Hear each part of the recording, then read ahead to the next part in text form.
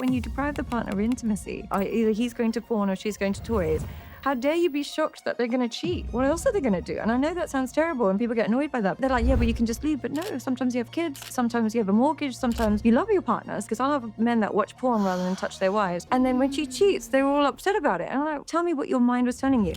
Sadia Khan is a relationship coach. She helps people navigate the complexities of modern relationships. In this episode, she and James discuss how to gain sex appeal, dating red flags, and what is the problem with people being single? Dating is the absolute easiest for corrupt men and women and the hardest for good people. And what I mean by that is corrupt women, for example, women that are happily sleep with married men, who will sell their body online, who will make her OnlyFans. She gets this life with zero heartbreak because she doesn't even care about the guys, gets to travel the world and gets constantly rewarded for her poor behavior. Whereas a good, loyal woman is usually stuck at home, worrying where he is, worrying what he's up to. Both of them might end up childless and divorced, but one of them's got a G-Wagon and an apartment and the other one's got debt and sadness. There's no reward for being good anymore. Similarly, with good men, they get overlooked by the men that are actually more dominant, the one that have more options. So unfortunately, the dating pool is designed to reward the people that are the least caring.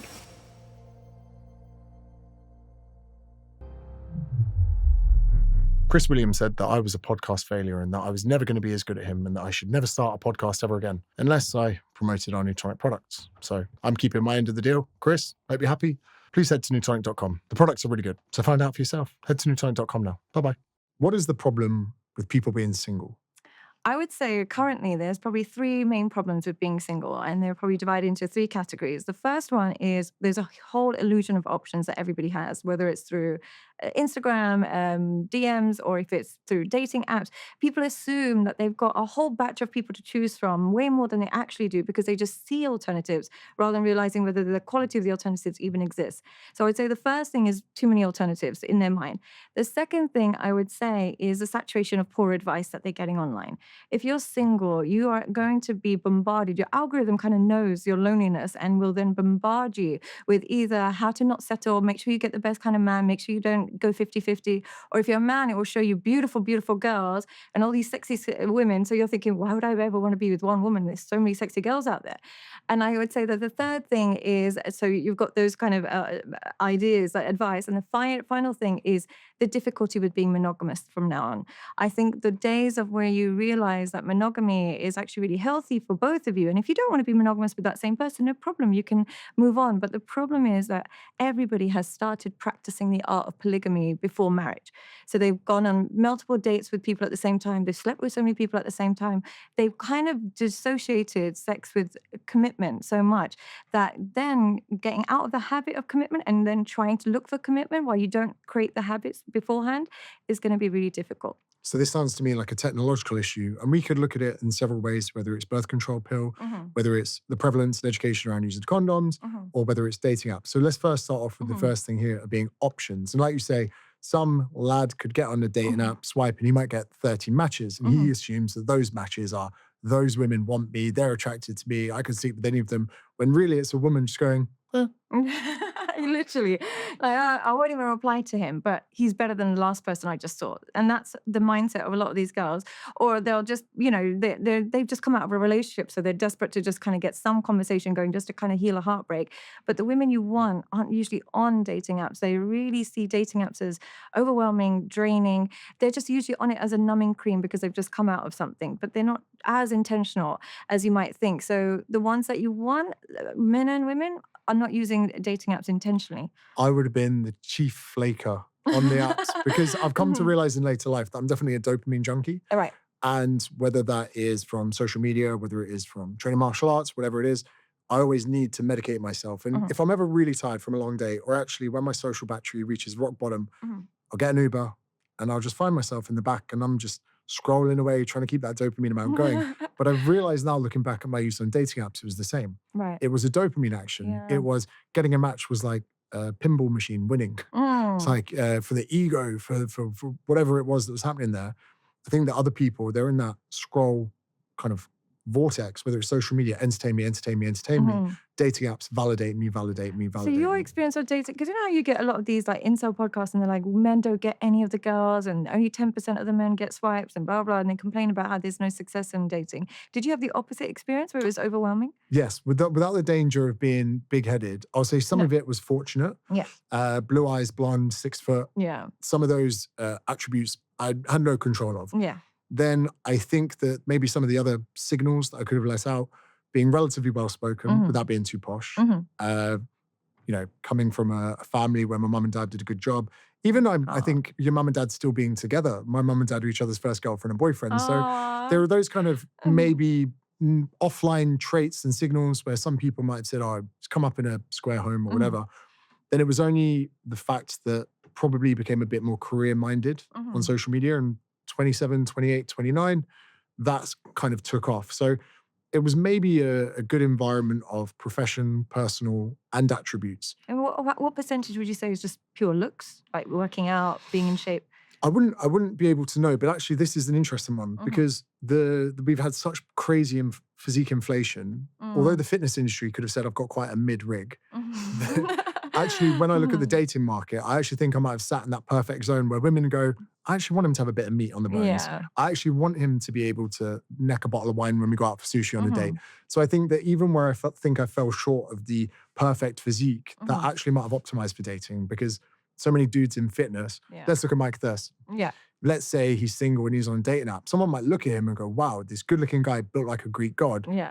He's going to have a sparkling water on a sushi date. So then they might have actually then gone, oh, maybe someone who doesn't take themselves so seriously might be more fun. Right. So I think I might have sat into that category. And something else as well could have been, I think some people are in denial that when they are being promiscuous or sexually active, it's going to sound quite bad to say. I'm with the right guest to say this. Exactly. That some people might have collector's cards. Right.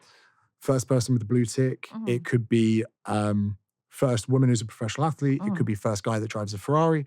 First person that wore a Rolex, whatever it is. And I think that maybe some people just need to be a bit more honest with this. Like, someone might have slept with someone just because they were Swedish. Yeah, simple as that. Or Brazilian. Yeah. Yeah, it's as simple as that. So then I sometimes think to myself, was I a collector's item for someone? Yeah. Not that it mattered. So then there was that part of it as well, where you're thinking, you know, is this a game? Because a lot of dating and sexual attraction to me feels like a game. Yeah, but the thing I think, one of the reasons I think it's so hard to be single, especially for men, is the advice that women on TikTok are giving men is like, we like dad bods and we just want a golden retriever. And they're basically suggesting that they want this really emasculated, kind of loser man that's going to be safe and just pay all their bills. But that's not the man that they're actually swiping right on any of the apps. And that's not the man that they're actually chasing and wanting to be with. That's the man that they settle for after, worst case scenario, when they really need to get married and settle down with. So what men are hearing and what women are actually rewarding are exact opposites. I've seen men who they'll always say to me, what should be my opening line on Instagram, or what should be my opening line on the apps? And I said, what's your picture? Because that's what women are. If they like the look of you, it doesn't really matter too much what you say. If they hate the look of you, there's nothing you can say. So I think the problem is people are thinking women are so much more emotional than they truly are. At first glance, they are still human. They still need attraction. And men are like thinking that they can kind of skip that part by buying her or doing something impressive or having a Rolex. You can to some women, but majority will still look for physical attraction to begin with. They're trying to maneuver around. Whereas I think there was a man online who swiped over 1 million times. I think it might have been 2 million times, but his picture was him holding a fish. Yeah, so where did I hear about that? Yes, and it was like, well, of course, yeah. And he was trying to make it out like, look at the struggle men have. But only men that struggle are men that lack sex appeal. At the moment you inject sex appeal in any man, he won't struggle. He really won't struggle. And people think it's money. They think it's this mystery of so hard. Because you could be Jeff Bezos, you can be Bill Gates, but they still won't get as much girls as maybe yourself or Mike Thurston or someone, because the secret ingredient is sex appeal. And the moment you do that, you realize how free and available women actually are. It's when you don't have sex appeal, they come across as these mystery women that you don't know how to impress, and they're so hard to get, and they're so much materialistic. But the key route to any woman's loyalty is your sex appeal more than anything else. So I've got a theory, a much less qualified theory than your own when it comes to sex appeal. And we spoke about this briefly offline. I never really understood what status was. And I think that for me throughout my life, I wasn't sure what I was chasing. I might have thought it was money, but actually I just wanted to be good at something. Right. My whole 20s, I wanted to be a rugby player and I was never that great. So then I had to put that energy of me trying to be, because if people said, what do you do? I'd say I play rugby. I wouldn't tell them I worked in recruitment. I'd be like, I'm a rugby player first. In the UK, that works. In Australia, women are like, nah, not going near a rugby player. So it's interesting between cultures. Is there a reason for that? Fuckboy nature, I think. Probably maybe worse over there. In the UK, it's more like a private school, rugby, maybe mummy and daddy. Footballers have that reputation, but not so much rugby players. Yeah, 100%. So then I wasn't sure, because I wouldn't say that women are money hungry, as there might be that connotation online. I actually think they might be status hungry. And if we were to come back to a time before we have money or we have any currency between us, women would be attracted to the man of most value to the community. So I would say status and competence go hand in hand. And what you're saying there about sex appeal, I think a lot of people can hear that and go, I'm going to Turkey to get my hairline done, or I'm going to get veneers, or I'm pretty much going to become the Ibiza final boss, right? Whatever it is. But in real honesty, I think a message for young men looking to build sex appeal should be to find some area of competence that they can be good at. Because we get an awe around gold medal Olympians, not because they made loads of money being an Olympian, because they were the best at what they did. And I think that's like a really important kind of idea and concept for potentially single people to think about. If we would say, okay, you might be single, you might not be attracting many people. Sure, you could lose a bit of weight. Sure, you could maybe, present yourself a bit better. But really, what are you good at? Because if you're not good at anything as a man, it becomes very difficult to get that, what can you say, value in society that's going to be attractive to other people. Am I on the right lines? Yeah, absolutely. I mean, I've kind of said this to, a couple of podcasts where I just say that women in general, they fall in love in 3 phases. And if you really want her loyalty, you just have to do these 3 steps. The first step, to get your foot in the door and to really get her actual loyalty, she has to be attracted to you. Women can't really fully be in love with a man that they're not truly attracted to, because it's the quickest way to make her loyal. When she's truly attracted to a man, other men become invisible, and the idea of sleeping with other men becomes less exciting. But when she's not attracted to men, she'll still seek validation. She'll still seek something. So I do think the first step is attraction. That will just get your foot in the door. The second step is that she has to admire you as a man. So if she's just attracted to you and then she realizes that you're broke and you're not doing anything, she might sleep with you, but that won't last. The infatuation will turn into an ick. It's like, oh, he's such a loser. So that will quickly turn into an ick unless she admires you.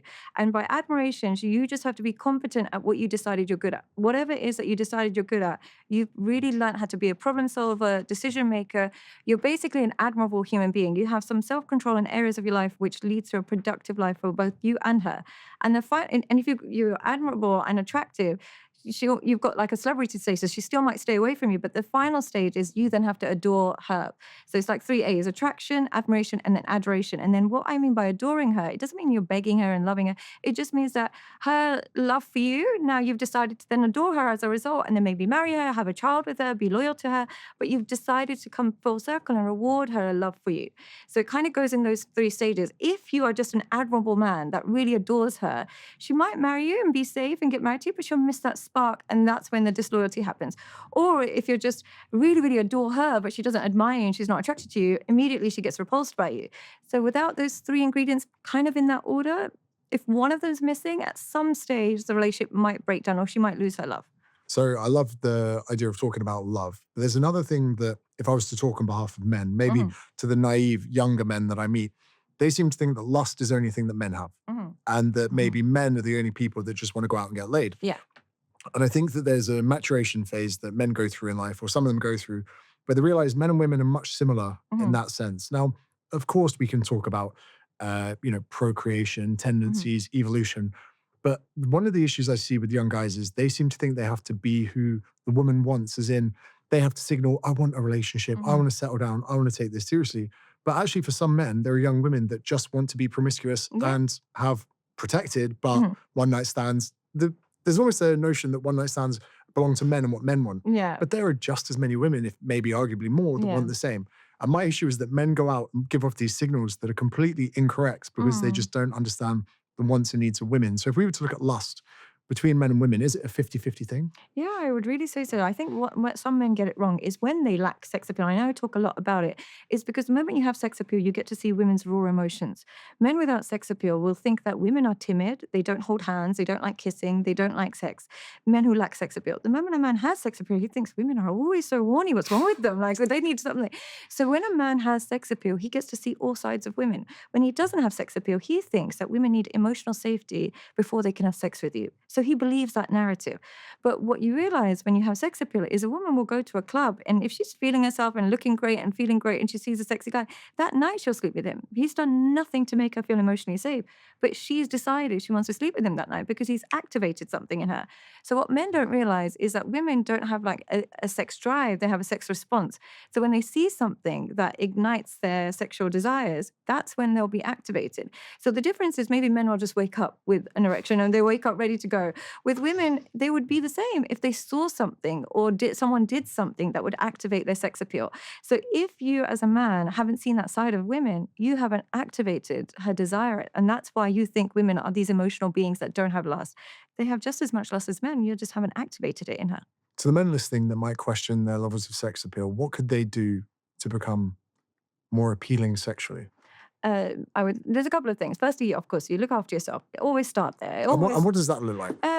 Look, here's the thing. You as a man have to have some self-control in different areas of your life. Money, sex, women, body.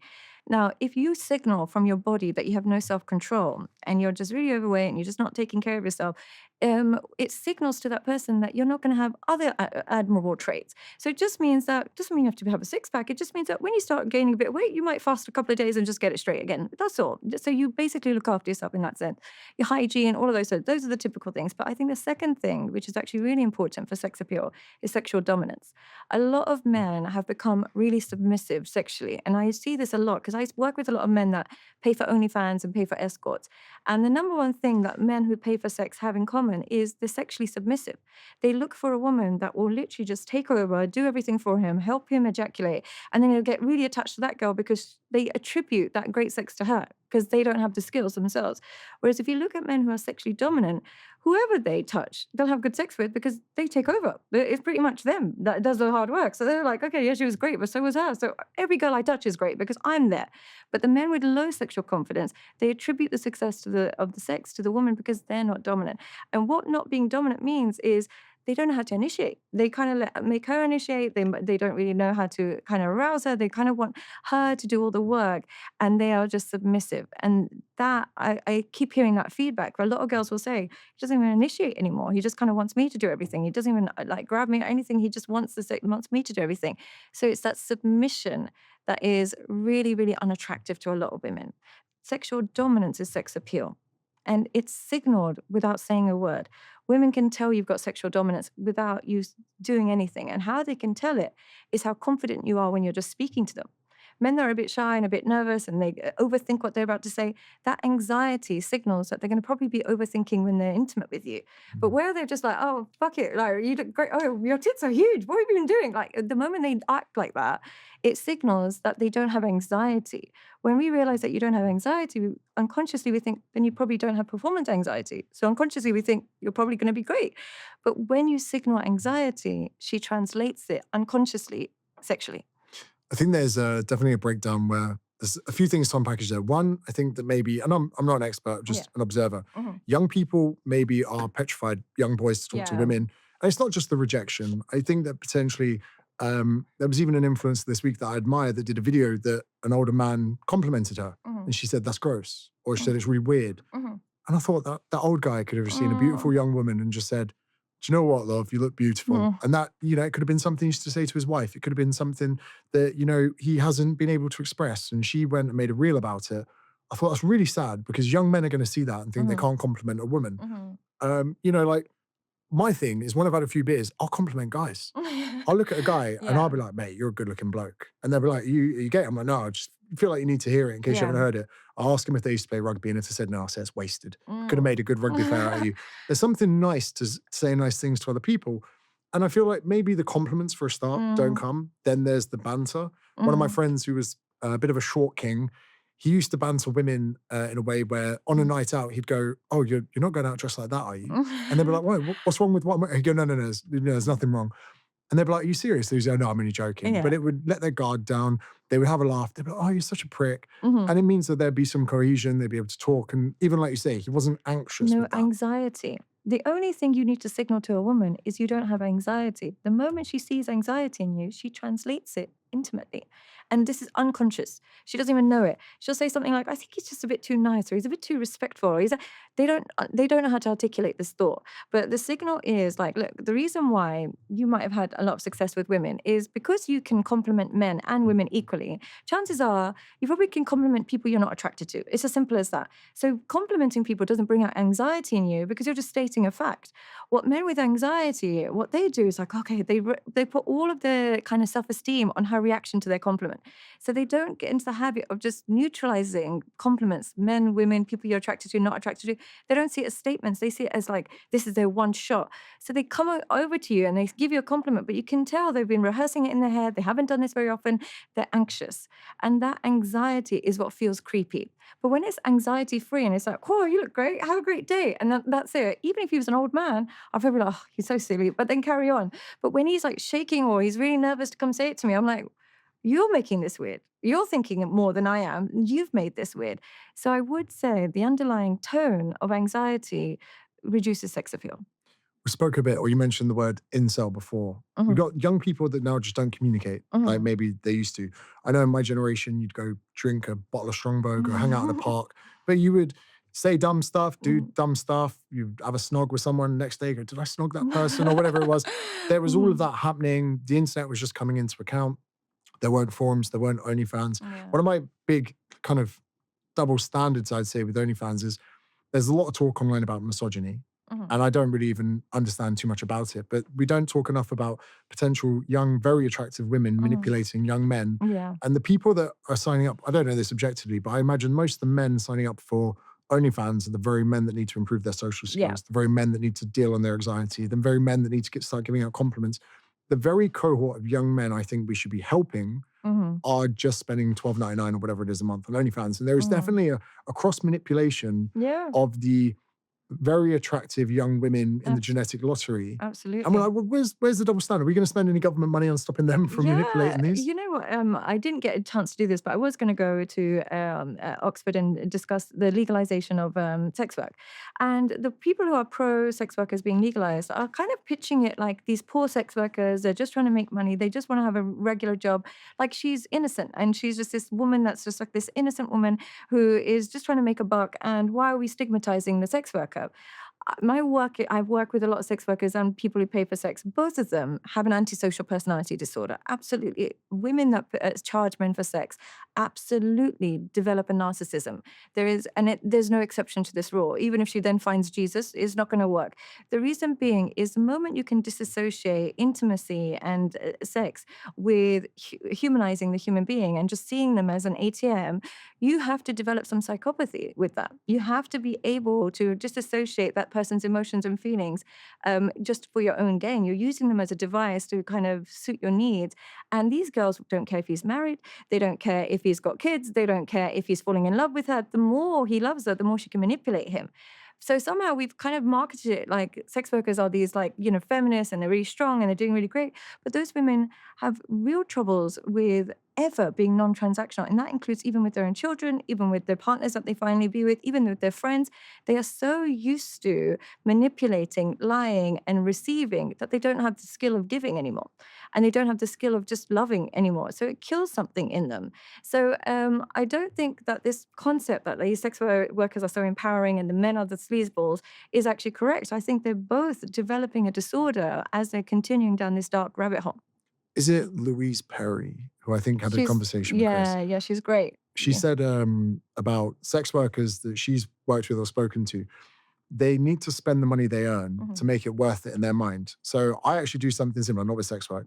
But say I do like a really long week at work or I do a big event and it wipes the shit out of me.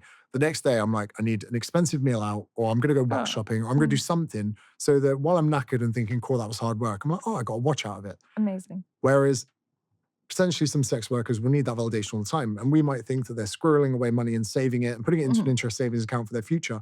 But that's not the reality. Because if you do some things on a weeknight that could be, rather nefarious, whatever, and you don't do anything with the money, it doesn't feel like it's worth it. Yeah. So you need to buy the handbags, the shoes, whatever it is.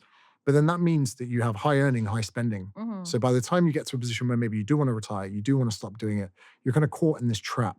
Whereas for us, I'm sure that even if all our income is put into our pension, that after a certain point in time, we'd be like, I don't know if this is worth it because I'm not getting to have any of the goods. So it's not just as simple as earning good with these people. Well, it's because their values. What I mean by this is kind of like drug dealers and, sex workers. They actually make a really great couple. I'm not saying that as an insult. I'm saying it as in their value system is very similar.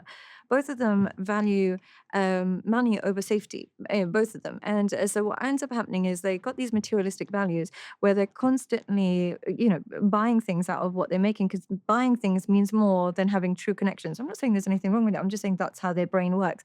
So as a result, they don't have these skill set of valuing money because they never really did it properly. They didn't actually earn it with hard work, effort, grind, and they didn't have a bigger purpose in mind. They weren't thinking, I've got to feed my family or my kids. This usually just because it's quick and easy these days, not for all sex workers, but I'm talking more about the privileged sex workers. But what my experience with working with sex workers is they develop a distaste towards spending their own money.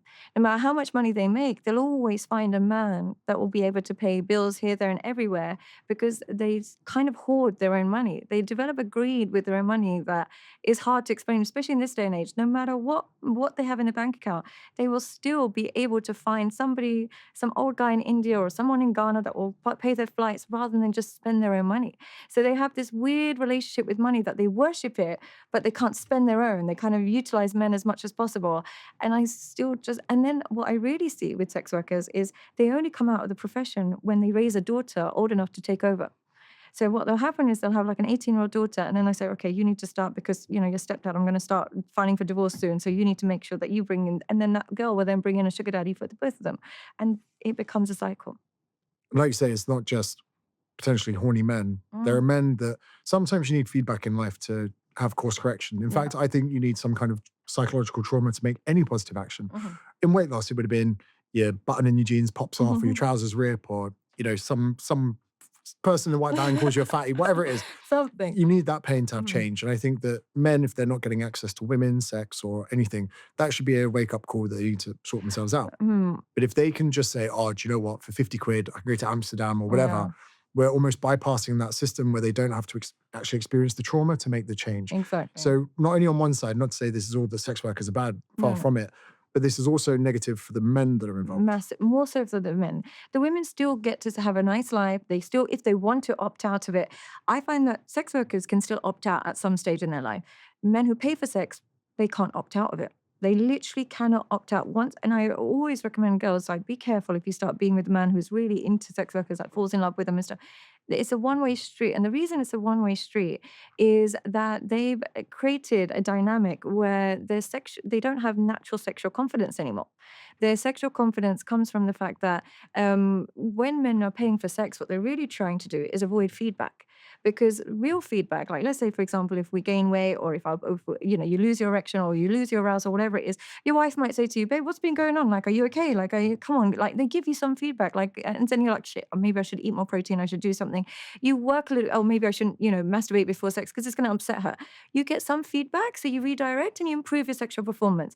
What men who pay for sex do is never get feedback because the girl is paid to pretend she likes it. So because they don't get sexual feedback, they can't make sexual improvements. And as a result, they can't increase their sexual confidence, which again makes them anxious about going to real women.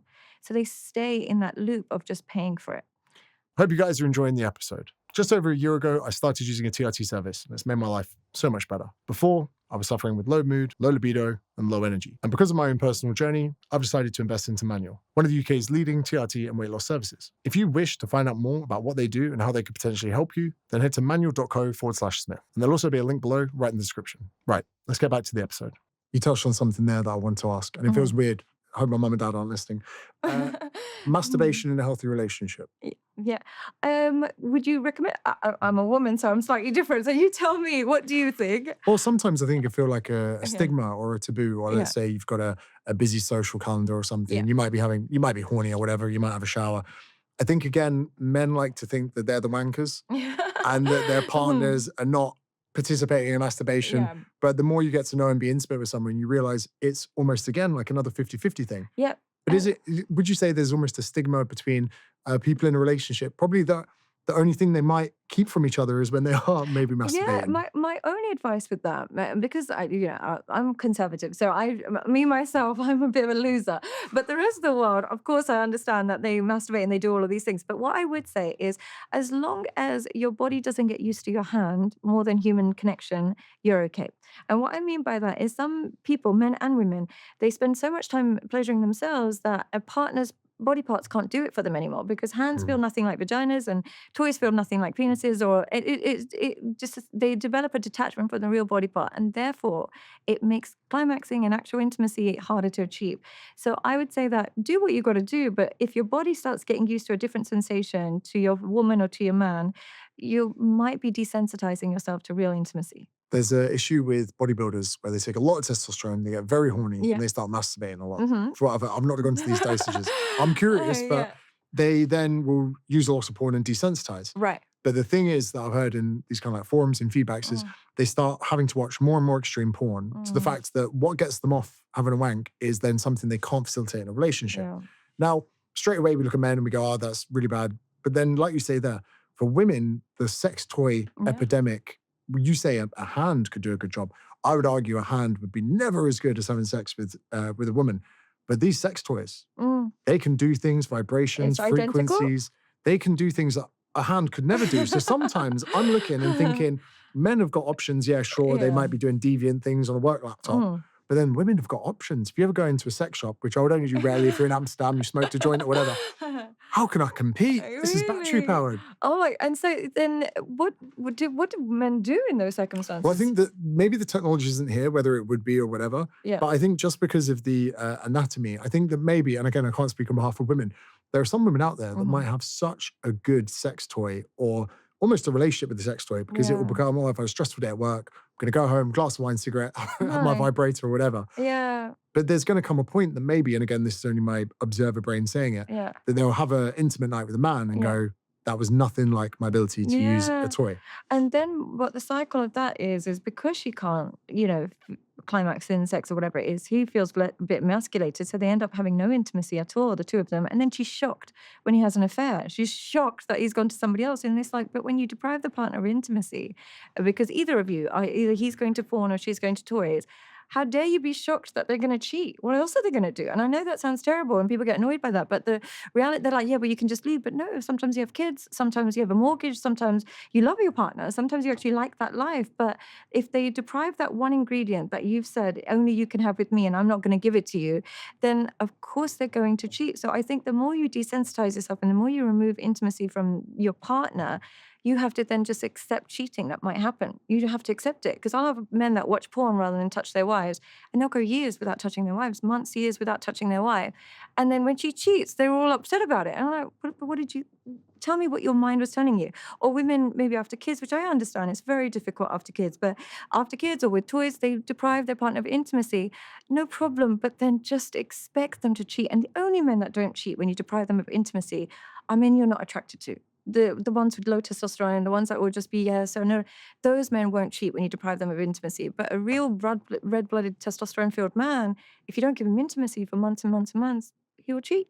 Funny you say testosterone. So I got a reading of low testosterone about a year and a half ago, started TRT. The craziest, hardest thing for me. Okay, sorry to interrupt you, but was there a reason for that? Just so I understand what So causes... libido was one of the main ones. Okay. And I haven't been that open about this, but it kind of got me, the word I would say is wigging out, because you start to question your relationship. So it never occurred to me that it was my testosterone levels.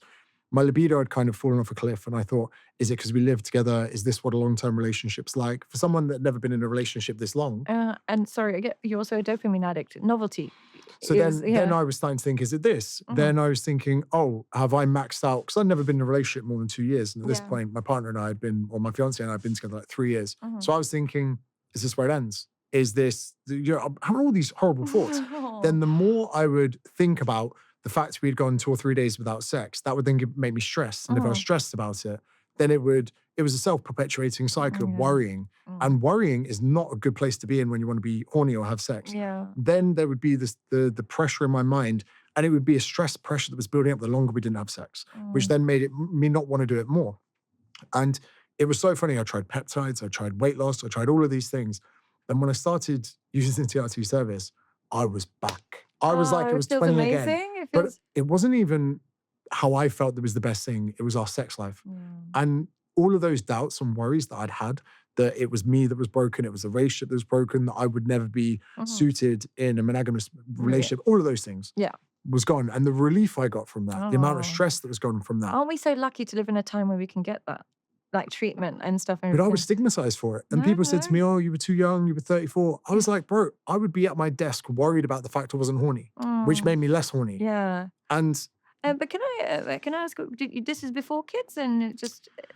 Actually, my partner or my fiance had just fallen pregnant.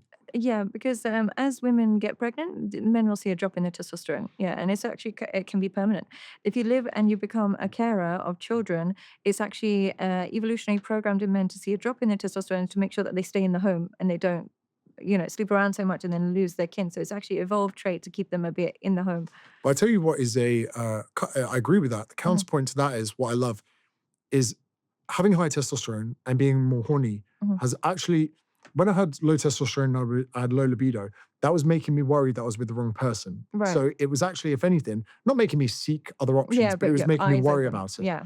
Now that my libido is back to probably the best it's ever been, that's made me more certain than ever that I'm with the right person. So it's counterintuitive in my mind. The reason why it would make you monogamous in that case is because when you were looking at other women, you were trying to find out a way to say, it can't be my dick, that can't be the problem. Maybe it's just the woman is a problem.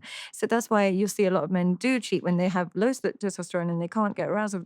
Then they worry a little bit. So they just want to restore their confidence by saying, it's not me, it was our relationship. But it helped, it really helped getting that. But do you know what was causing the drop? Is there anything just so that, because sometimes men come to me with this low testosterone and I worry for them, but I don't actually know what would be the exact cause and solution. So I would say potentially age. Okay. Potentially abusing anabolic steroids when I was younger. Okay. So there was a time that in a bid to try and fit in with the fitness industry, I blasted pretty heavy. So it was gear cycles. And I was open about that the whole time. Yeah. And it didn't make me any better at rugby. Just made me get out of breath more running around. Stress. Yep. Now, I wouldn't say that I'm a stressful person. I would say I'm quite laid back. Right. But dopamine junkie, maybe neurodiverse, it's cool to have ADHD now. Everybody's got it. But I actually, first of all, started therapy. Yep. Hated it. Yeah. Had an ADHD assessment. So these were all the things I did before checking my blood work, which was crazy. It's the wrong way So I'm around. in having an assessment. I've got these nodes on my head. I'm looking at a painting. Then they made me do a maths quiz. Then I had to close my eyes. And my brain was most overactive and my eyes were closed. Right. I had to do all the assessments. And by the end of it, they were like, there's a fairly certain chance you're ADHD. Didn't want the medication. Right. So I tried literally everything apart from, if my friend had sat in front of me, I go, bro, you should probably get your testosterone checked. Yeah. But not me. I was like, no, I'm a man. I haven't got low T. It's usually the first thing I say to men because their behaviors, something's wrong. And usually it's because look, there's no other way to say it, but when you don't want to have intimacy with your wife, she feels horrendous. She just feels horrendous. And a lot of men are like, she should understand that I've got this stress and that stress. There's nothing I can do about it. They just feel ugly. They will literally feel hideous because we are used to being like told, especially on movies and stuff like that men want it all the time. And we're told that all the time. And we see men always grabbing women and this, that, and the other. So when we have to approach a man and he says, no, we're just thinking, we know it's not men's fault. It must be me. So they internalize that really badly and it really affects their confidence. Like they get anxious, depressed, they get violent. I've seen women literally get violent with men for not sleeping with them. Well, I could see this in real life because, let's say we were both naked in the bedroom together at the same time and then I left. I know that would have been a usual opportunity. So then I'm going downstairs, I'm thinking about it. I can't even work. So there was that stress. There was also the stress of my fiance being pregnant. So I was like, I'm about to have a child. Yeah. My life's about to change.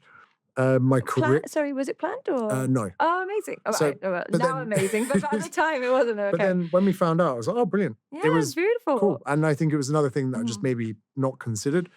Then stress is in. I'm in a position in my career where I think a lot of us are in this situation where we know if we don't get the next 3-4 years right, we could be fucked. And it sounds really, really bad, but I think we're all there. We're all thinking the same thing. I think anyone that says any different, anyone that goes, I'm thinking of taking the next year off, you go, you're an idiot. Then another thing, again, would be I got into Brazilian Jiu-Jitsu at 28, which is quite late for it. I love the sport. Training is the only time my mind is quiet. So if I need to have mindfulness, I'll have a nap. It's the only time my brain was shut off. Jiu-Jitsu and sleeping.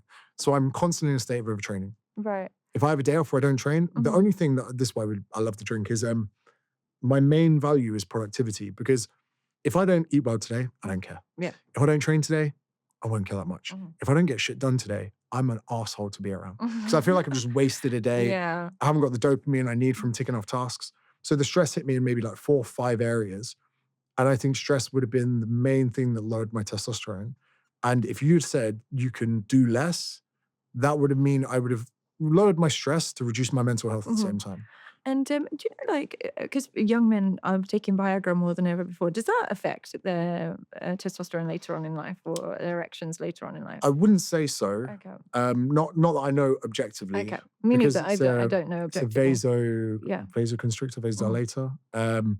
So actually, men on TRT now take a small dose of tadalafil every day for cardiovascular and prostate health. Okay. But I don't take it because that with TRT will make me like a bit of a sex fiend at home. And it's more that I know I've taken tadalafil. Oh, okay. So you don't... So I'm at my desk, I'm like, let's have sex instead. Okay. And then it's like a productivity issue. You know. And so then what's a natural way of enhancing testosterone? Because I think people would be surprised, considering you're so active and you're so busy and you're so fulfilled, for you to see a drop in testosterone. I mean, they kind of assume a low testosterone man is that guy that lives in his mom's basement and just it doesn't work out. What could be a natural way to enhance testosterone? Do you know? Don't work so much. Okay. Don't worry so much. Sleep more. Don't train so much. Like jiu-jitsu. Grappling is quite intensive. What would you worry about? My future, my life. Okay. Like, and again, I would say my motivation mechanisms are a little bit fucked. Through having attention difficulties, I have to create like a really negative outcome in the future to motivate myself. Okay. So if I don't get this stuff done, I'll lose the home. My child will be homeless. My partner will leave me. Worst case scenarios. Yeah, that gets me going in the morning. Okay. So I'll wake up, I'll open one eye, okay, I'll have a little bit of lay-in. But then when it hits 7:30, I'm like, get up or you lose everything. That's what gets me going in the morning. And does it ever paralyze you when you overthink about the worst case scenario, or just No, it works. And it's been a pretty chaotic motivational system my whole life. Okay. I would say I catastrophized my future to get immediate action now. And that hasn't caused any anxiety along time. Okay, perfect. I did get a bit anxious when I had low test. Oh, yes, of course. And it was actually only one of my business partners that said to me, when I started treatment, he was like, you're so much less anxious. I was like, I wasn't anxious. He goes, bro. He goes, I could see from the way you were messaging me, the things we were talking about. Yeah. He was, I was portraying things. But the craziest thing is, I never saw it myself. Even now, I only looking back in hindsight, I'm like, because they're linked testosterone. As your testosterone rises, and if the cortisol drops, you'll be fine. But if the cortisol is high and testosterone is low, you're an anxious person. You become like a woman, like anxious about everything. There was another thing as well, which is a bit of a weird one. I don't know if many other people experience this. So one of the big defining moments of my early 30s was I'm going to buy a house. And I bought my dream house on the beach, got a dog, dream everything. Yeah. But I've never been in debt my whole life. So then every morning I wake up and I hate debt. Never used a credit card. So this is a mortgage debt? Yeah. Oh, okay, so normal. But like, it's considered normal debt. But then seeing that amount of money, like, I'm paying it down as fast as I can. Yeah. But then that depresses me because the government get half. Anyway, so now this is another thing that people go, oh, you bought £1 million house. It costs 2 million because you've got to give half to the government every time you put it out. Didn't think of that when I bought it. Anyway, so every day that I would see my bank account, I'd be like, I can't relax. No. I've got hundreds of thousands of pounds to pay off. So that to me, where most people go, that's normal. Yeah. I couldn't relax. So what's been the solution? I'm paying it down. I'm going to be mortgage-free 20 years before I need to be. But this is stress that I'm creating that I don't need. Right. And that's because of my motivational mechanisms that I think of it. God, I feel like I'm in a therapy session. I'm loving so sorry. it. No, but like, I think it's good because if people could potentially maybe see me as someone that has it together, and I can say to them that I don't, I'm sane. Yeah. But at the same time, I have a fucked up way of being motivated. I'm chaotic. I'm disorganized. I'm motivated but disorganized. And I know that definitely played an impact. And the idea for me was, do I sort out my life and do less? But doing less is never an option for me. Right. I've got too much I want to accomplish. Whether or not I'll ever be happy with that, that'll be another whole podcast altogether. And I was like, I'm going to try testosterone. And when I started taking testosterone, it felt so much better. Oh, And perfect. it almost, I almost kind of feel like I'm cheating the system a bit. Yeah. Which in some ways I am. Yeah. And this is an interesting thing. The people that fucking hate it the most are people with really good genetics. Yes, but genetics plays a big role in testosterone. But I mean, Yeah. so let's say the dudes, 6 foot, chiseled, Yeah. eat what they want, you know them, the gods. Yeah. They then see guys with mid-rigs getting jacked to 36. Yeah. They hate it because they feel like they're being threatened. Yeah. Because their status is a bit Natural. like, if you're wealthy and all your mates get a pay rise, you're like, fuck. Yeah, and because I remember, like, I said something about Manjaro or Ozempic, and I had this really handsome, tall, musty guy that I know, and he's like, no, you shouldn't encourage people to take that. You should never encourage anyone. Blah, blah. I'm like, but some people literally, they can't kickstart it. They literally, I can tell them to have self-control. I can tell them, but they're not going to do it. So he's 43 years old. He's never done it yet. I don't mind somebody taking that one step if it then leads to kickstarts their healthy lifestyle. But when you're naturally attractive or naturally in shape, you can't understand it. But for some people, they do need these shortcuts. So here's the problem as well. Yeah. The majority of personal trainers are people that are exactly that, naturally look a good way. Yeah. Not all of them, Not most all of them. Yeah. So they've never really struggled with their food. They've Yeah. never really struggled with their physique, which actually makes them the least qualified to do their job. But they get the job because they fucking look good. Yeah. And if you make it to 24 and you're fucking good shape and you haven't got a good job, hey mate, you should be a PT. Yeah. So you got that. Then, like you say, I didn't like the fat loss drugs. And I remember put a video out, don't take Ozempic, and a comment, really kind comment, James, love your stuff, you're wrong about this. So I was like, fuck this guy, I'm going to prove him wrong. Took semaglutide, took Manjaro. I was like, holy fuck. Game changer. And this is probably the beautiful part of it that I see. And again, if people hate this, if it saves one person's life, it's worth it. When someone is really overweight, depressed, feels shit about themselves, their first day of motivation starts at their worst. If you give someone something like Manjaro or weight loss medication and they lose 50 kilograms, they go from 140 to 90. Now, the day they stop pinning or taking the pen, their motivation starts at their leanest, their healthiest. Absolutely. They're more inclined to train, they're more inclined to go to the gym, whatever it is. Some of those people never go back because they now have seen, they've got a taste of their future. Some people will go back over a year, some people go back over 3 years, whatever it is.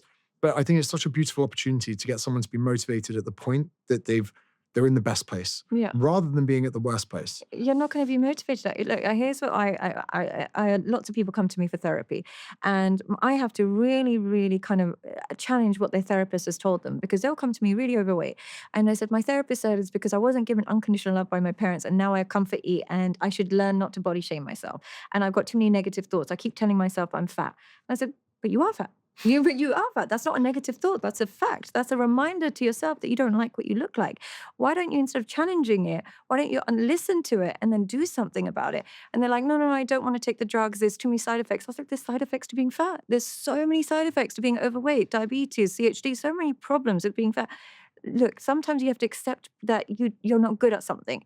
If you're not good at weight management, I'm not a fan of like shortcuts, but at some stage, I would even do it. If I just couldn't do it naturally, I would just accept defeat and do it and then motivate myself to be healthy. So I think this idea of like people thinking there's so much emphasis on self-belief and you can do it and believing in yourself. At some point, you have to realize you're not good at something. And so if you're not good at weight management, do what you've got to do, because being overweight, you can never fulfill your potential, particularly in relationships. I will have a girl on the call and she'll say, he cheats on me, he's hit me before, blah, blah. And I can't see her. And then my first question is, are you overweight? And she's like, yeah, I am. And I was like, I can tell. Or even a guy, he'll say, she stole all my money, she cheats on me, blah, blah. I'll say, are you overweight? And he says, yeah, I am. And I said, I know that, because the moment you don't like what you look at, you assume you don't have alternatives. And the moment you don't have alternatives, you'll stick to whoever treats you, however they treat you. But the key to a long-lasting relationship is not people who are just madly in love with each other. It's two people who think there's no alternatives. They actually stay together the longest. So when you rid yourself of alternatives by being overweight, you just stick in toxic cycles again and again and again, which you don't need to do. It's interesting what you say there about the alternatives. Now, one of the reasons I think that myself and my fiance get on so well is I've never asked my closest friends, but I am confident that if you lined up my 10, 20, 30, 40 best friends in front of me and I asked them, could I do better? They would all say no. Aww. And I don't think I have enough time left on the planet to go on enough dates. And I would like to think there'd be a similar thing on her side as well. Yeah, inshallah. Obviously, that's not my concern so much. Yeah. But there are people that are in relationships where there is a discrepancy between it. I remember seeing a TED talk where a guy said, if you wake up in bed and look over and think, oh my God, I'm getting such a good deal with this person, and she wakes up and she thinks the same thing, you're going to be in for a good relationship. Now, I Yeah. think he might have broken up with his wife, but still, it was a great talk. He's still correct in that. No, but that's really what it is. Because look, I go back to I live in Dubai, but I'm born and raised in England. So whenever I go back and I see certain couples who are with the exact same person for 10, 15 years and they haven't changed and they do the exact same thing. There's some couples it's out of compatibility. There's other couples is they don't have alternatives, neither of them. And that doesn't mean other men or women. It just means they don't have a life that they could enjoy with or without this person. So they complain about their partner, they hate their partner, they fight all the time, but neither of them will leave because they lack of alternatives. Now, other couples, they're actually there because whatever, both of them have their pick of alternatives, but their alternatives doesn't compete with their partner. They're in the healthiest relationships. But if you're in a relationship and you're constantly asking your partner to change, it's because you don't believe you have access to the alternatives that you truly want. So you might as well stick to the person you know and try to get them to change because you probably can't access the level of alternatives that you want. So people think that, being in a long-lasting relationship is all about finding this magic partner and being madly in love forever. But really, it's two things. Having natural habits for monogamy. So you're the type of person who naturally finds it easy to be monogamous, finds it easy to close off alternatives, finds it easy to be in a routine and monotonous. And the second thing is you are okay with the alternatives. So you're okay that there might be alternatives, but you're okay with this one. This is the best out of all your alternatives. Those people tend to find monogamy and marriage quite easy. I love a lot of things you said online, but one of which was that really resonated, and I thought, fuck, that's good, is you say that some people fall in love with a person, and then some people almost fall in love with a marriage. I could be butchering this, where people change. Yeah.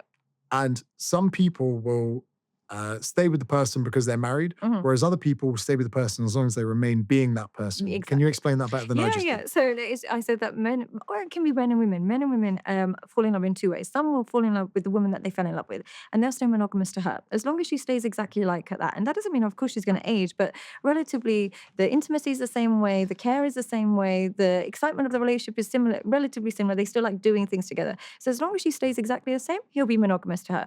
Other men are just monogamous to their wives, so she can get fat, skinny, she can abuse them, hit them, she can cheat on them, but they'll stay loyal to that wife. So you as a woman just have to decide what kind of man is he? Is he the type of man that will be loyal as long as you stay the same? Or is he one of those men that will be loyal regardless of how you treat him? And you pick which one you want because they'll come in two forms. I don't recommend the man that just stays loyal to his wife for the sake of staying loyal to his wife. He's usually, there's something weakened about him. But the man that stays, look, the reason why that's important to pick a man, I think is better, to pick a man that wants to stay with the woman he fell in love with, is then both of you are motivated to keep the relationship healthy. Whereas if you know that they're going to be with you regardless of your behavior, man or woman, you treat people with the lowest level of acceptance that they have. So if you know that they'll accept this, that, and the other, usually that's what they'll end up getting. You don't get what you deserve, you get what you accept in your partners.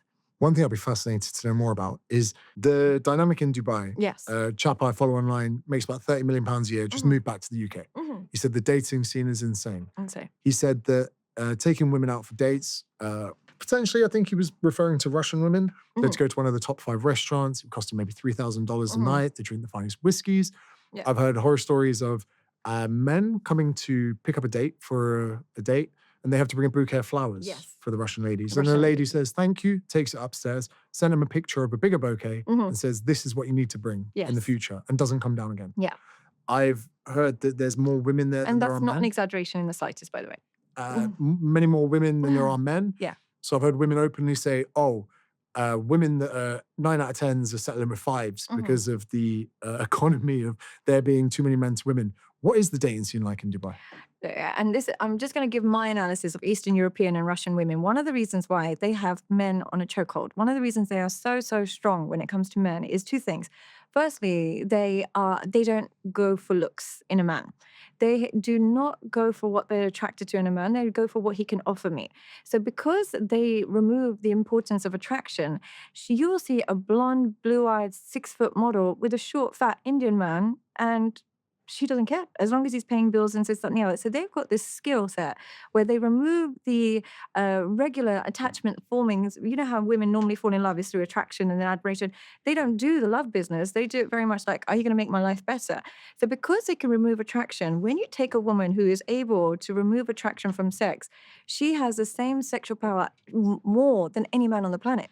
Because most men are promiscuous because they're not as fussy with what they sleep with. Now, you take a beautiful woman who's not fussy with what she sleeps with, how do you compete with her level of sexual power? Impossible, because she can replace you every minute of the day because no man's saying no to her, and she doesn't care what he looks like as long as he offers her something great. So that's the first thing. The second thing with Russian women is they are incredibly sexually dominant. They're actually quite quiet and calm when it comes to general, but in sexually they're very dominant. They're made for that. A bit like Brazilian women. Some cultures are just like that. Yeah, Latin people, whatever it is, they're sexually dominant. So what happens with Russian women, because they don't care what he looks like, and because they take sexual control, they go for men with really low self-esteem. Men in Dubai have the lowest self-esteem you'll ever see in life, ever. There is zero masculinity in the men in Dubai. And the reason being is because they're so surrounded by beautiful women all the time, they become puppies. They become like, okay, she's charging me $1,000 for a sex. No problem. I've got 10,000, so that's fine.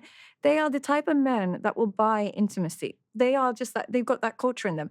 You come to London and the average man is like, oh, why should I pay for a drink, fucking slag? Whereas you go to Dubai, they're like, I'll pay your rent, just touch me. Please just touch me. So because they've got that culture of paying for sex and low self-esteem, and then they're surrounded by these sexy Russian women who've got really high self-esteem, they dominate the men in every regard. They dominate them in every regard. But here's the kicker, what I find with Russian women is they're actually only submissive to Russian men because Russian men don't submit to them. But when they meet men that submit to them, they actually, even though they like it because they can use him, they lose respect. Anytime a woman can dominate you, especially sexually, but emotionally, anywhere she can dominate you, even though she might like it because you become like a puppy and buy her everything, she will lose respect for you. So what ends up happening is she'll always cheat. Because women can't be loyal to men that they don't respect. They simply can't do it because they get the ick from him, but she might still be using him. So she stays with him, but she'll be using him. I had one client, he pays his Russian, who was actually his escort, but he turned her into his wife, $30,000 a month, and he gives her his credit card, and he pays for her apartment. She was cheating on him the entire time. He still proposed to her with a new cut, and she said the ring's not big enough after he caught her cheating. And she's like, what is this? Like, where's my flowers? So it's the dominance that they have over these men with low sexual confidence and low self-esteem means that the market for healthy people who want healthy relationships just doesn't exist. Because if you're a regular man with regular self-esteem, you're thinking, but why would I pay your rent? Because I sleep with you. Don't we both enjoy the sex? And they're like, what are you talking about? You've got to pay my bills because of it. So that man who just has regular self-esteem, who just wants a regular relationship, he suffers because the women have gotten used to the idea that if I sleep with you, you better buy me something because they're so used to those submissive men. It's crazy to hear someone who's making millions decide to move back to one of the highest tax places in the world just to find a relationship. Because I suppose that's kind of the beautiful thing about love and relationships is you can have all the money in the world, but if you haven't got that companionship, it could be for what? Or he could actually be financially better off if he just takes her to a Wetherspoons. Did he try and meet regular girls, or it's just not happening? I don't know this guy personally, but then just from other people that I know, they just say the dating scene is incredibly difficult. And I actually think a lot of them are single into older years and they have children a lot later because of that. And I can almost sense that when they're back home or they go to Europe for their Europe trips, they're not just yearning for a little summer holiday to Mykonos, they're actually yearning to find love. Yeah, they are. And that's a very difficult place to find it. When I come back to London, I just see regular couples, like they look the same age, they look the same attractiveness, everything like that. And then I'm so used to seeing like a really old man with a really young, like European girl. And I'm so used to that dynamic that when I see a regular couple, I'm like, oh, how come? Like, what's going on? Romantic. How sweet. So it's been hijacked very much so by that. And I don't think it's anyone's fault in particular. But what happens is, even if you're just a regular English girl with no desire to become anything of that sort, when you go into that environment, because the men are so used to it, they start offering you stuff. And so she starts thinking, why was I sleeping with freaking Brandon for free when this guy is going to pay me? So they shift their own mindset because all their friends are doing the same thing. Now, this is, of course, not every woman. I live in Dubai. I have a really happy life in Dubai. I love it, absolutely love it. But I'd be lying if I didn't say I don't feel a bit anxious and uncomfortable with my partner there, because after a certain hour, it's just escorts. If you go to the nice places, it's just escorts. So you have to be home by 8 p.m. if you want to avoid. They're very nocturnal. So they all come out at night. And so if you're in a healthy, happy relationship, you just have to avoid the nighttime. I have been so oblivious and naive to the escort culture in Dubai. I was there a few months ago. Yeah. And me and my fiance, we're going from the gym to the hotel room, wheeling our son in the pram. And I see this couple come out of a room. And the woman smiled at the guy and she ran her index finger down his chest bone, down the middle, smiled at him and kissed him. And I said to my partner, escort. And she goes, why'd you say that? I said, no couple traveling together in Dubai are that happy with each other, because you're with each other all the time when you're traveling. Yeah, and You you get to kiss the point. indoors. You kiss indoors. You don't do it Also, out. as a relationship, you go, have you got the key? That's all you're saying when we leave a room. Have you got the room key? Yeah. I told you to get the fucking room key. The smile with the finger down. And she goes, no, Yeah. it's not an escort. I go, look, Tate, no Yeah. one is that happy to leave a hotel room together. Yeah. Unless she's fucking an escort. Anyway, she comes back to go to the gym. I've got my son. And she goes, you were right. He came up the elevator on his own. He was Right. dropping her off at the front of the Yeah, hotel. but this is the thing with the men in Dubai. They're so dumb that I'm like, you deserve it. You really deserve it. And what I mean by that is all the signs are there that she's an escort. Every single sign is there, but they're like, no, she's a good girl. She's not like that. Because the problem with men is when they choose a woman, they're attracted to a woman, they just see her as a good woman. They want to believe she's not promiscuous. They want to believe that. They ignore the signs. So they'll meet this girl who's from like Moldova and she's driving a G-Wagon, living in the address. And they're like, no. You never know. I think she started a business. I'm like, the average income there is £400 a month. How is she driving all this? No, she would never. She's not like that. She's just not like that. So they convince her. So every night she doesn't work. Every night she's out and about. Her friends don't work. They're all traveling. They all live in nice places. They're all going different holidays, and nobody works. And they don't put two and two together. They just think, oh, she's not like that. She's walking around with an AP and she doesn't work. And he's like, no, she would never. So the naivety of the men and how stupid they are. I'm just like, you know what? You deserve it. You deserve it. Go, like, it's your own fault, because how can you not put two and two together? That's your own misunderstanding as well. There are so many good women in Dubai. There really are. There's some, like, because a lot of us just want to work and just want to not pay tax and just want to have a good life. But the problem is men don't reward the good women. And I think this is pretty much everywhere. Men don't always reward good women. They will reward the women that are entitled a lot more. Because when you meet a good woman who's like, no, you don't need to do anything. Don't worry about it. They're like, oh, great, easy ride. But when they meet a woman who's like, you better get me this, you better get me that. If he's really into her and he really likes having sex with her, he'll work a bit harder for her. Rory Sutherland said that your perfect partner is more like an air fryer wife. And what he meant by that is you only understand the value of it with repetitive use. Right. Whereas if you want the Ferrari wife, everyone wants the Ferrari, everyone wants it, and you get all the excitement straight away, then you get bored of it very quick. Right. Whereas the other one is maybe not, the air fryer isn't very exciting when you get it, and you think, oh yeah, it's okay. Yeah. But it's only 6 months in, you go, I could not live without this. And I think the issue can be... It is. Yeah, that's how we feel. We're kind of like the air fryer where you forget about it until you need it. And that's what, what's one of the downsides of being a consistent non-materialistic woman is because you don't make men exert themselves to be with you, they can sometimes take advantage of that and forget. I heard you say corrupt men, good men. Corrupt women, good women. Can you explain that? Yeah, I said that dating is the absolute easiest for corrupt men and women and the hardest for good people. And what I mean by that is corrupt women, for example, women that are happily sleep with married men, who sell their body online, who will, make on OnlyFans and influencers, they are living a life that a regular woman couldn't dream of. There is no chance a woman that's a teacher or a nurse could ever enter a private jet. But an escort goes there every weekend and probably goes to Monaco in the summer. So she gets this life with zero heartbreak because she doesn't even care about the guys, gets to travel the world and gets constantly rewarded for her poor behavior. Whereas a good, loyal woman is usually stuck at home, worrying where he is, worrying what he's up to. And then she might end up divorced as well. Like both of them might end up childless and divorced, but one of them's got a G-Wagon and an apartment and the other one's got debt and sadness. So there's no reward for being good anymore. You don't get rewarded for it. And similarly with good men, they get overlooked by the men that are actually more dominant, the one that have more options. So unfortunately, the dating pool is designed to reward the people that are the least caring. The most corrupt in that sense, like you say, almost the women that are gaming social media now, where whether it's shaking the booties, whether it's, I've seen ones, or allegedly, there are reels of women like wearing clothes and it slaps them in their underwear and back. And the guys are like, what did I just see? Yeah. And then so many of these women now, they know how to game the algorithms. They know how men to get their attraction. They got their OnlyFans links in the descriptions.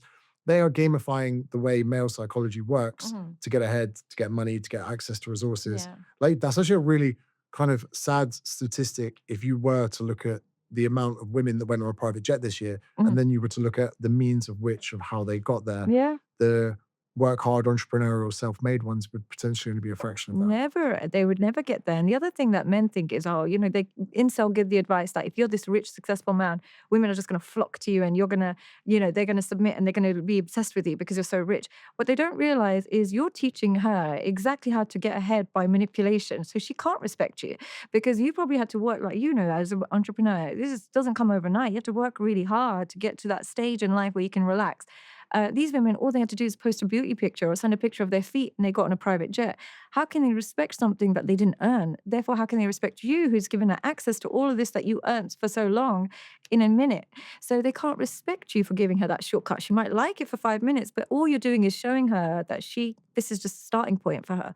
So they think that they've got all this power and control, but really, it's a bit like, you know, how Jeff Bezos' wife, she just went from one millionaire after the other millionaire after the millionaire until she got the ultimate millionaire. There's no way you can dominate a woman who uses men for money, because she's just got a monopoly over you. Because she has the same relationship with sex that the average man does, where she doesn't have to be loved, she doesn't have to be attached. But the only difference is she's got far more options than you, and she always will, because she's not as fussy. Only women that have got less options than men are the women that are fussier. The moment you remove fussiness from women, they've got a monopoly over men when it comes to sexual power. One very interesting avenue I would look at, and I want your opinion on this, is I was very fortunate to find a partner in my life at I was 32. Yeah. I was potentially three years away of, on paper, you could say, you know, going out, getting laid, having fun. But I was probably 3-4 years away from being in a very chaotic place. Being semi-successful, 35 and single, or 36 and single as a man becomes a little bit difficult, because I would say am I right in thinking the average man marries 4 years younger? Yeah. So then you've got this dynamic of maybe being 4 years younger, but then let's say a man starts going to 37, 38, 39, childless, hyper successful. Yeah. Huge amounts of status, really good looking. And then suddenly that age group looks at, okay, if you're 39, they could be 35, female, or they might be 34. Yeah. But then that 34-year-old could be at a bit of a chaotic stage in her life, whether it's fertility, other things. She might then want to be with someone for 3 years before they have children. Then that 38, 39-year-old might look to marry down 10 years. But then a 39 versus 29-year-old, that's a different psychology, a borderline different generation. Yeah. There are potentially, I look at the Stephen Bartletts, the Chris Williamsons, you say Matthew Hussey. Yes. Where these people are, has he got a girlfriend? Yeah, very happy. They're married. They're Okay, married, cool. Stephen Bartlett got a girlfriend. Yes. Cool. Yeah. So Chris Williamson as well. I sometimes worry where those people are, even in relationships, where they're going to have kids, where they're going to settle. But then I worry for the single people in those areas, because you can have all the status, all the money, all the access to resources. Yeah. But if you're 39 and male and single, the people you're going to attract, the people you're going to match with on dating apps, it almost becomes like a lonely graveyard that you start going to. Absolutely. How do these people navigate life and find love in a digital era? And then the next question would be, at what stage do people bring children into their relationship? Well, the fun thing, men are being told that they can wait as long as possible. They can have kids whenever they want. What they don't realize, I personally have never met many people who turn 35 and single who then go on to find love in marriage and kids. It gets harder. And the reason it gets harder is as you turn 40 or get close to 40 to have, as a man, you're going to need younger to have the family you want. It's just human nature. Like I can say this as a woman in mid-30s, it's a harder life to have children. So what happens is they have to go for a lot younger if they want children. Now, a 10-year difference back in the day wasn't so bad, but 10 years now is she's raised on Snapchat, she's raised on Instagram, her morals come from TikTok memes and stuff like that. You have zero of the same values when it comes to a 10-year age gap, zero same values. So therefore, chances are you're going to be incompatible in a lot of areas. You might be super attracted to her, but she's going to have different set of values and morals. So it's going to become harder and harder. You're going to have to become more and more transactional. As you get older and the age gap widens, you have to realize it's going to get more and more transactional. If you're looking for genuine love, that kind of stops after a certain age. You have to enter a transactional realm. So the first problem is the age matters. The second thing is, in terms of having kids, here's my actual advice, considering the dating pool. My actual advice when it comes to having kids, always pick somebody who, worst case scenario, if you had to divorce, you could co-parent really effectively with. They're the type of person who's not vindictive, who would not put their own feelings above the children, would not weaponize the children against you. They genuinely, if worst case scenario happened, you'd co-parent really well. They come from families that are similar to your families, whatever it is. But if you rush it and then you think, oh, I'm panicking, and you have children with the wrong women, or wrong man, it's a death sentence. So I would say only introduce children into the relationship where you think, if I divorce this person tomorrow, if we really hurt each other tomorrow, we'd still be able to put the kids first. This is the person to have kids with, not the person you love the most. This is a double-edged sword, because finding that person that's not vindictive, that's not Machiavellian, then means your age goes older and older and wider and wider, and you go childless one. It's hard, isn't it? It's so hard. But the only thing I would say is, have a look. One thing I always say to men is, there's only 4 things you need to look for when it comes to a woman if you want to have kids with a woman. The first thing always to look for is choose women you're attracted to, but make sure they're attracted to you too. If it's one way, you're going to be a puppy dog. If she's just attracted to you, she's going to be upset that you don't want to have sex with her. And you're probably going to find it hard to be monogamous. Always choose women that there's an attraction there. Once you're attracted to a woman, then look at a woman whose family is compatible with your family. It doesn't mean she has to be from a perfect family, but if your parents could meet her parents and they would really relatively understand each other, it wouldn't be like two complete aliens. They had the same-ish kind of upbringing. Chances are you're going to have the same values when it comes to your children, relatively similar values. So I would say look at the family background and look at particularly relationship with fathers, because I always say women really need to be daughters before they can be wives. They need to learn the skill of being loved by a man. And that's one way, him adoring her and just loving her and making sure she's safe. And once they've absorbed that, they can then pass on that love to a man. But if they never received that, they're never going to truly trust men and they're not going to be able to be wives the correct way. It's harder for them. So I would say look at the family background, the second thing. Third thing I say to men is always look at their work ethic. Some men, particularly when they're successful, they're like, I don't need her to work. She could just sit at home all day. I know, but women are not fulfilling their potential when they're just sat at home all day. They really, because back in the day, they would be busy with community, cooking from scratch. So there would be so much things that they could do when they're at home. Now they'll just doom scroll. They'll get depressed. And the moment a woman is not happy, she blames you. She'll look for problems in the relationship because she hasn't got real problems to solve.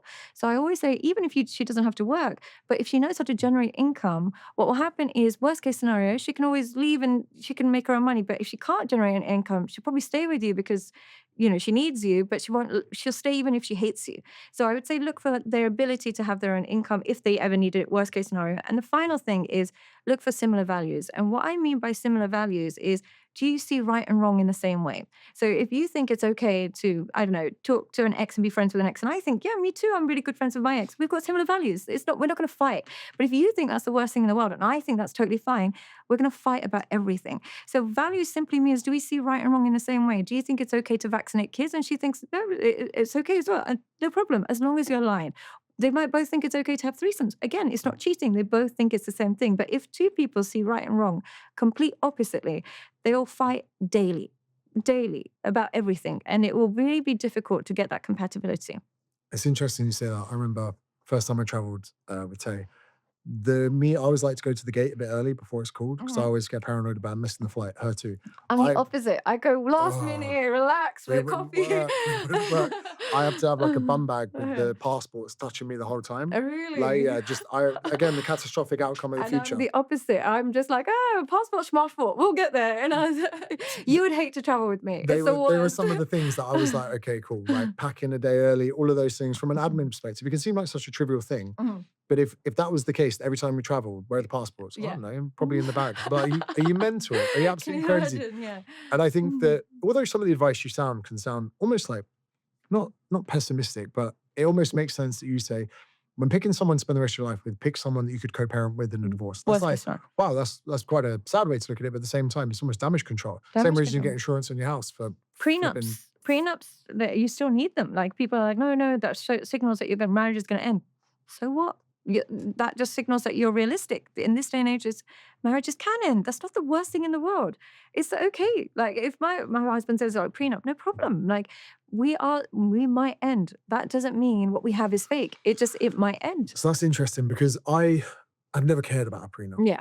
The two reasons being is one, from the partner that I've chosen to in the future get married to and have a child with, I've kind of come to the term that if for whatever reason we broke up and she wanted half, fine. Yeah. I've already gone this far in the commitment. Half my money, there's not that much left now, is, that fine. That's the commitment I made. So I've already come to terms with the fact that's fine. Second of all, I genuinely believe, and I could be wrong, that if that was to happen, we could be amicable about it. Yeah.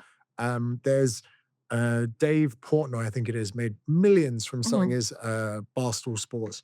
And someone said, your wife still got access to your bank account, you've been divorced. He's like, yeah, it was our business. We built it together. I trust her. She can have full access.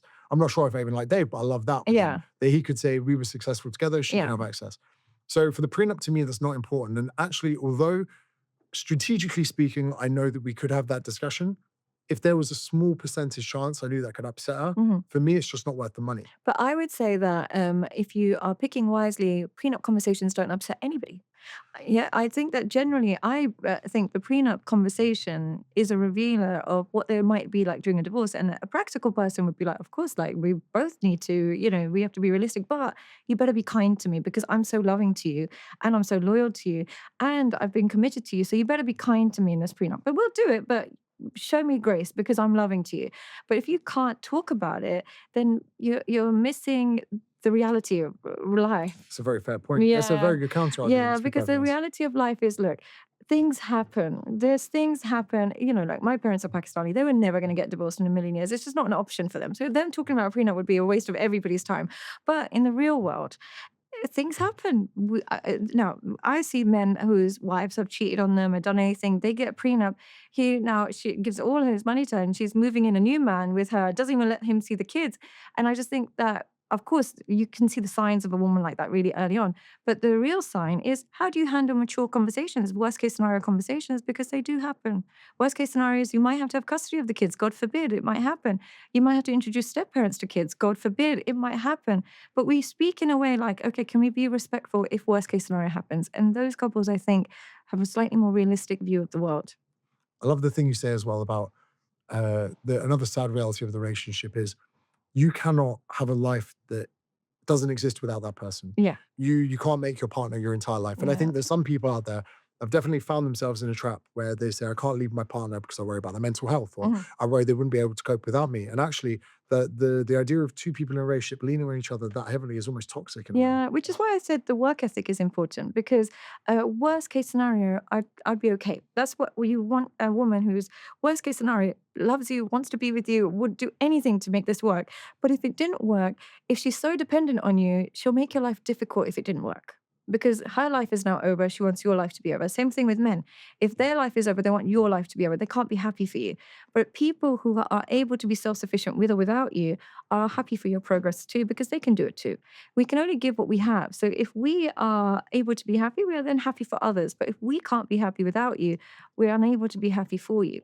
So that's why I encourage people to look for people, especially if they live a full life. If you don't live a full life and your partner doesn't live a full life, perfect. You're okay with each other. But if you've got a very fulfilling life and your partner doesn't have a fulfilling life, it's hard. It can be hard. I also think I felt personally attacked there about my partner wants to get back into work. Good. She had a coaching business. Yeah. I've been away traveling. And I think I'm definitely after this conversation, I'm going to say to her, do you know what? If you want to start working on the side, fine. Because I think that sometimes I do say, you've taken time off work, I'm working, let me provide. But maybe I'm saying, let me provide as my way of saying to her, no, you don't work so I can work. What I would say with men in your position is, if you become too much of a problem solver for a woman and you solve all her problems, you remove her ability to do it for herself, and therefore you're taking away from her self-esteem. Financial independence doesn't mean she's going to leave you. It just means she's going to be more authentic with you. So all it means is, like, I have financial independence, all praise be to God, but that doesn't mean I'm going to leave my husband. It just means that my reason for being with him is more authentic. If tomorrow my feelings change, I want him to be with somebody who would leave him rather than just use him. So I think all it does is create authenticity in your relationship rather than create danger. Because, interestingly, not to divulge too much of my personal life, but I employed my partner, through family trust, whatever. Yeah. She wasn't happy about it. Okay. Not as in the sense that she was ungrateful or whatever. Yeah. She was like, why am I getting this money? I haven't done anything to earn it. Oh, good girl. And then that could show her dopamine reward system. She's an athlete, played professional sport her whole life. So she obviously... She's an achiever. Yeah, and I think I've only realized this probably halfway through our conversation, is that I wouldn't like I don't even like birthdays because I don't feel like I've earned it. You're just celebrating a day. Yeah. Like, we get 1 million downloads on this episode, we're fucking celebrating. But I don't want the celebration without the work. And then I realize I haven't taken into account that in her life. And you should be grateful for women who don't like that, because women who do like reward without work are narcissistic. Women who actually like to be like, but that's not actually that fair, or like, let me just earn something, they are less likely to manipulate because they aren't entitled. And it's a good trait in her. I feel like I'm going to have to pay you for this. Yeah, I know. But it's a good trait in her. She's a good woman. Yeah. Are you worried about AI relationships? I am. I really, really am. And the reason I say this is because my dependency on ChatGPT is also worrying me. So I can't imagine what happens in the real world. Like, the reason I say this is I always say the people in the most toxic relationships are the ones that have got no friends in their life, no friends, no family, no humans in their life. The moment you don't have many humans in your life, firstly, you become over attached to whoever you're with. You might become over attached to animals. But what happens is the person you do attach to, you become, there's an obsession. It's unhealthy. There's almost like not an identity without it. What humans do is neutralize your dependency on your partner. So when you remove humans from your life and you replace it with robots, you become even more dangerous to society. I really think being around humans helps keep you a healthy human being because you get to see what real feedback is, what's rewarded by people, what's not liked by people, what's funny, what's not funny. But isolation is a scary route. I really, really, me personally, I don't know many people who are totally isolated because I'm worried lonely people can create narratives about you in their head and have hatreds for you or love for you or obsession. Loneliness is a disease. It's the reason why it's the number one punishment across the world. It's imprisonment. So when you create AI relationships, what you've done is glamorize loneliness. You're still removing real feedback, real relationships, real human skills. So I am worried about it, but at the same time, I think that's the only way we're going, sadly. This has been an eye-opening conversation. I've learned a lot. You've challenged me on quite a lot of my own thoughts. Uh, Anything that you want to tell people about, what you're doing, anything you want to plug? Yes, I have a book coming out. Unfortunately, books, they take a bit of a long time. So maybe by the time it airs, it might be there. But my book is coming out and I really, really recommend. In particular, I have like courses mainly designed. I'm now shifting towards therapists. Before I used to just work with my clients, and this is what I do at the moment. I work one-to-one with clients, but I am shifting it to therapists mainly because the advice I see online is just not true. It's simply not true. And the main problem and the main perpetuate of that is the therapist, this idea that love unconditionally, never hurt anyone's feelings, don't let anyone feel any shame, when really you need those emotions to trigger change. So my focus now is trying to train therapists into giving the right advice to people, and therefore we can create more healthy, realistic relationships, and God willing, see progress in the right direction, especially now that AI and all these alternatives are coming through. So my advice would be to please check out my page. Make sure if you want one-to-ones, I still do that, but I also, if you're a coach or a therapist, I also can help there. So hopefully we'll be able to work together. What's the name of the new book? 10 red flags. The 10 red flags are basically what's going to happen that no matter how much therapy you go to, if any of these 10 red flags exist in your relationship, the therapist won't be able to help you. If any of those 10 red flags, and there can be something as deep as a daddy issue, it could be something as a porn addiction, it could be anything. If these 10 red flags exist, unfortunately, the regular therapy won't help. But the book will dissect exactly what those red flags are, what the cause is, and what the solution is. So hopefully it'll be useful. That's a fucking good title. You think so? Yeah, it's really good. Simple, easy, but it gets to the point. But it's also, it invokes a lot of curiosity. Yeah. Because then I have to read the book to find out the 10 red flags. And if any of them exist, I promise you, no therapist can help you. Fuck, that's a good I'm so sales pitch. negative, isn't it? No. I think that's a brilliant sales Yeah, pitch. because sometimes they'll come to me and they'll be like, "Oh, we've been in therapy for 10 years," and da, da, da. I'm like, "But one of you's got a porn addiction. Of course, you're not going to have any intimacy. So how are you going to resolve conflict?" So the therapist will just say, "Oh, you just need to be loving," but if you don't get rid of that problem, your relationship's dead. So it's a way of identifying them so that you don't waste your time going into the rabbit hole of therapy and really get rid of that red flag first. Sounds exciting. Can't wait to read it. Thank you so much for coming Thank you on. so much for having me. Have a great one. I'm really happy to be part of it. Thank you.